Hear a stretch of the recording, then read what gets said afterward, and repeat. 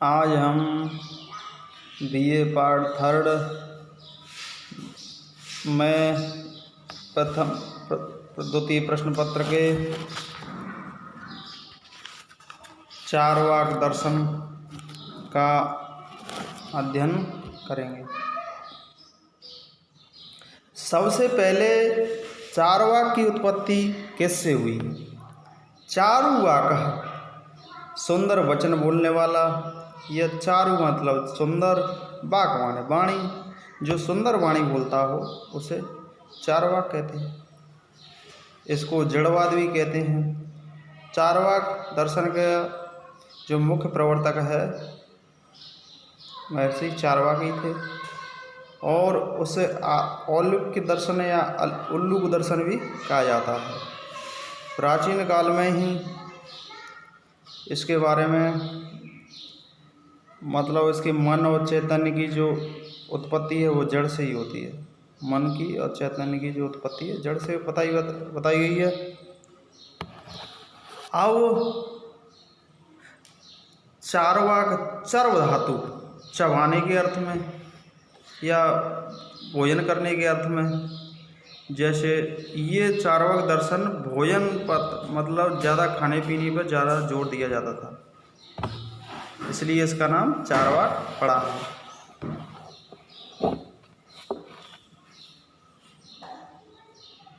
पिब खाद चा बरलोचने, पीना खाना ही श्रेष्ठ है, पीना खाना ही श्रेष्ठ है।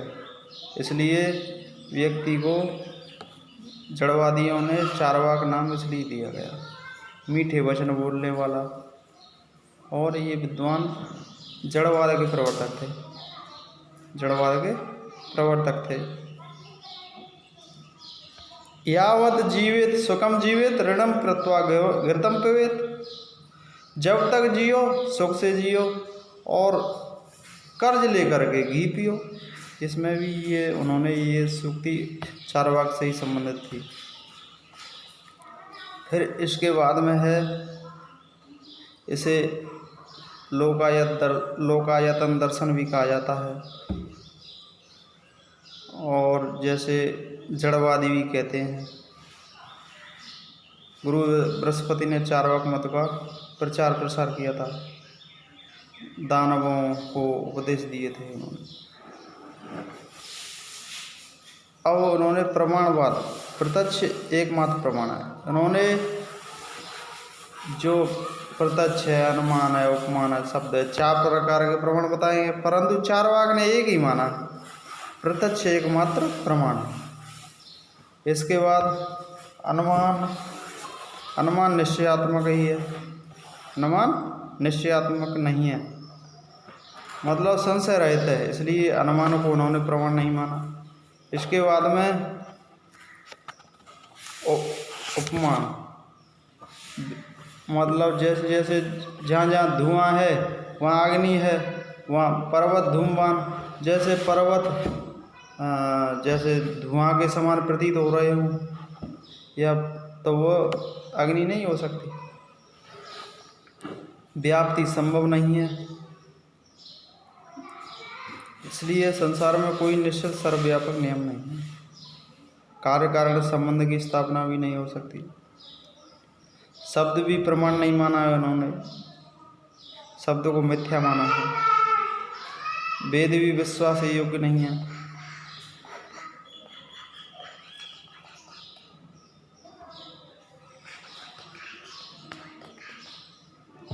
कभी कभी कुछ अनुमान सही निकल आते हैं,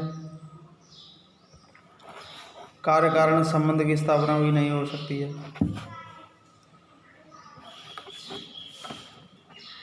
वेद भी विश्वास के योग्य नहीं है।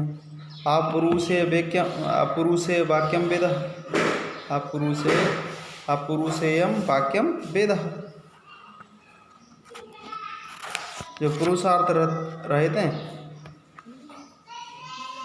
जो पुरुषार्थ मतलब जिसने वाक्यों में पुरुषार्थ निहित नहीं हो, अर्थ धर्म काम मोक्ष की उसमें समावेश नहीं हो, वो वेद माना गया। पुरोहितों ने झूठी झूठी आशाएं, झूठे झूठे प्रलोभन दे करके वैदिक कर्मों के अनुसार चलने को प्रेरित किया है। इन जो पुरोहितों ने जो बनाए हैं नियम कानून पुराण इतिहास पौरोहित्यकरण, ये सब केवल पुरोहितों का अपना जीवन यापन करने के लिए बनाए हैं। अनुमान सिद्ध शब्द अनुमान की तरह ही संदिग्ध सभी विश्वास योग्य व्यक्तियों को वाक्य माना है। वाक्यम से योग्यता आकांक्षा आसक्ति युक्त पदच्य। वाक्य में योग्यता आकांक्षा आसक्ति ये शब्द सन्निधि सभी शब्द निहित होते हैं, वो वाक्य कहलाता है।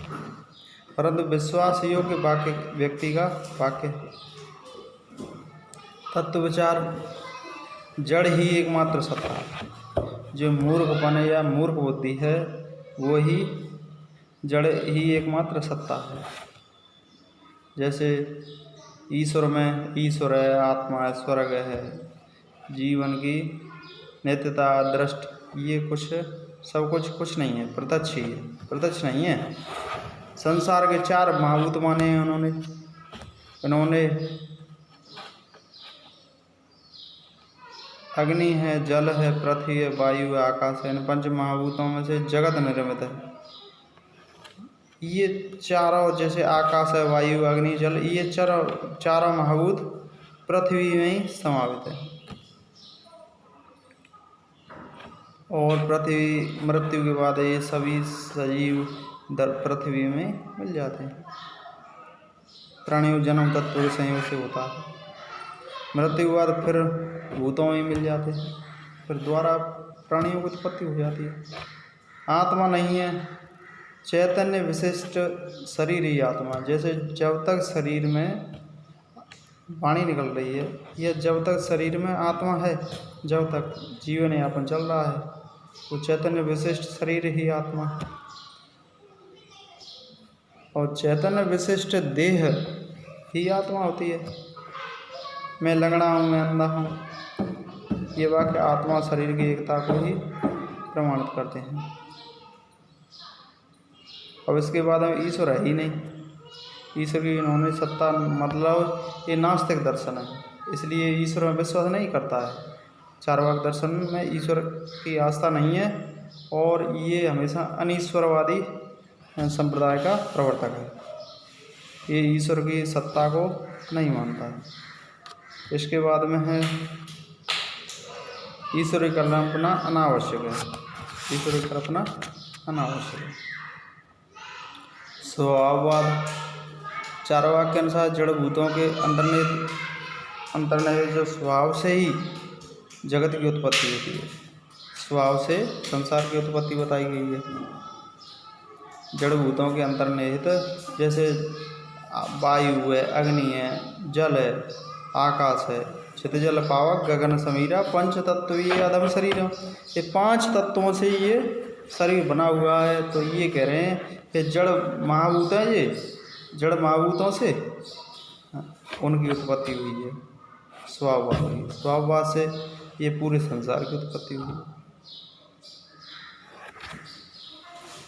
अब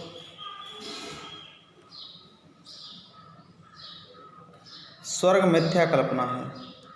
स्वर्ग की जो कल्पना कर रहे हैं वो मिथ्या है, झूठी है। मानव जीवन का परम लक्ष्य निर्वाण।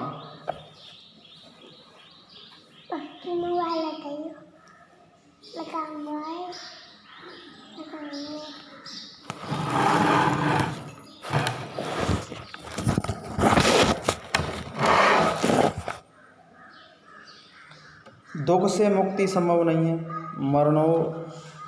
मरणो वही अपवर्ग, मरने से ही मोक्ष नहीं मिलता।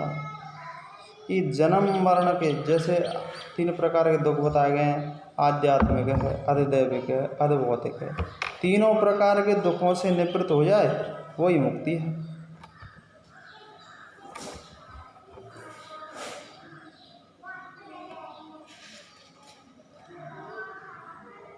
अब जैसे खेती है, खेती में पशुओं को जैसे पशु खा जाएंगे फसल को, तो वो ऐसे नहीं है कि वो फसल ही उस खेत में नहीं बोई जाए। जैसे दूसरे बिच्छू मांगने आ जाएं तो उनसे ये थोड़ी है कि वो घर छोड़ करके भोजन नहीं बनाएं। इसलिए हमारा लक्ष्य सुख प्राप्त करना है। सुख ही जीवन का परम लक्ष्य होना चाहिए और धर्म मोक्ष जीवन का लक्ष्य नहीं है। धर्म अर्थ काम मोक्ष ये पुरुषार्थों को ये मानते नहीं, चारों पुरुषार्थों को नहीं मानते। और ये धन भगवान तो नहीं परंतु भगवान से कम भी नहीं है, इसलिए इन्होंने अर्थ को ज़्यादा महत्व दिया और इससे दैनिक जीवन के जो सुख भोग हैं वो अर्थ से ही संभव है। वैदिक क्रियाकर्म व्यर्थ हैं, जैसे अग्नि यज्ञ कर रहे हैं, जैसे यज्ञ हैं, अग्निहोत्र है, तीनों वेद जैसे ऋग्वेद यजुर्वेद सामवेद, भस्मी गुंठन है, पूरे शरीर पर भस्मी का लेपन कर रखा हो और जैसे गेरुए रंग के वस्त्र धारण कर रखे हों और उन्होंने तीनों वेदों की जो कर्ता हैं उनको धूर्त, चोर, लुंठक और निशाचर राक्षस कहा है। इसलिए इन्होंने किसी भी प्रकार के वेदों में विश्वास न करने की अपील की। इसके बाद में है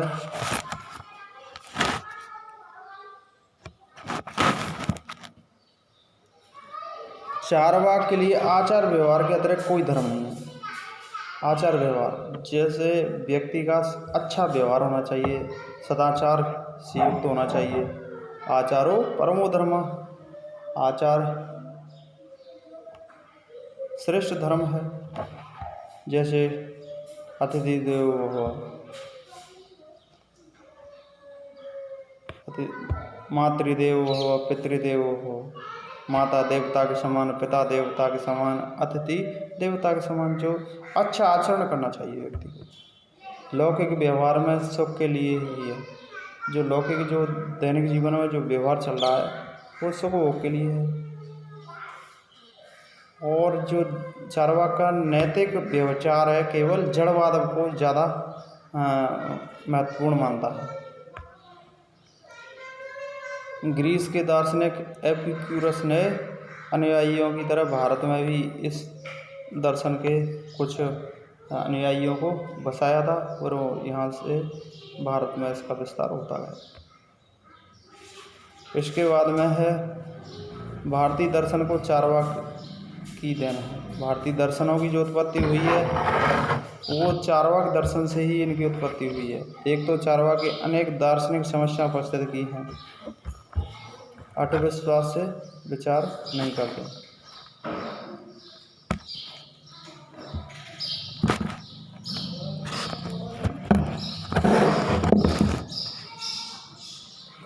फिर इसके बाद में धूत चारवाक और एक सुशिक्षित चारवाक राजा तथा सामाजिक व्यवस्था को मान्यता देते हैं।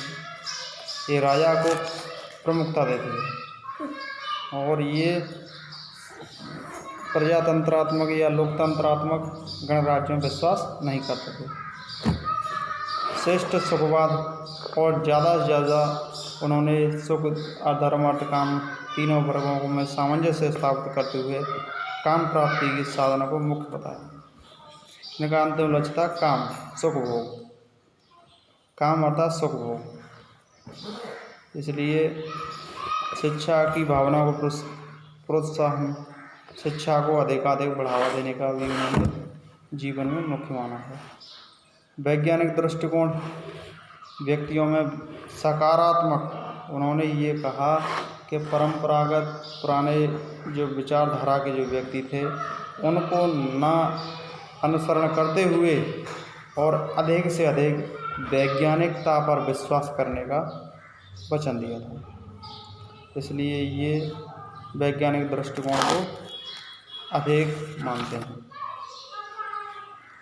दूत चारवाक का दृष्टांत, ये दूत चारवाक का दृष्टांत ये है, मैं इसे स्वीकार नहीं करता, इसे अस्वीकार नहीं करता, स्वीकार अस्वीकार दोनों ही नहीं करता, या मैं नहीं कहता कि मैं इसे स्वीकार करता हूँ या अस्वीकार करता हूँ। इस मतों को हम धूर्त चारवाक का दृष्टांत समझ सकते हैं। हाल ही में तत्व पल्लव सिंह नामक एक प्राचीन पांडुलिपि मिली है। इसमें भी यही बात चारवाक दर्शन के बुद्धिवाद विरोधी व्यवहार पर उन्होंने कटाक्ष किया और उन्होंने जड़वाद को अधिकाधिक विकसित करने का प्रण किया। चारवाक के प्रमाण विज्ञान की देन भी कम महत्वपूर्ण नहीं है। उन्होंने विज्ञान को अधिकाधिक बढ़ावा देने का वचनबद्ध किया है। आज का प्रकरण यहीं समाप्त होता है।